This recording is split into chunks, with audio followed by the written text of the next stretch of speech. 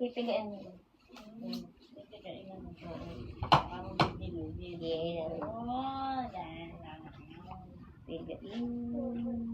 Paikutin. Tapos sa oras na ako rin.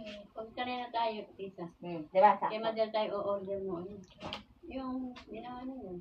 Ngayon. Doble ba ito? Dito mo. Hindi. Oo, doble. Ilang ba binili mo na yun? 50 pieces. Saan yun? Saan ito? Dito naman. Apo.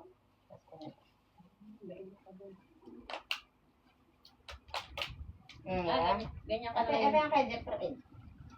Kasi, ito yung kay Mutya. Iba-iba ba? Tapos may sprinkles na may huli. Diba?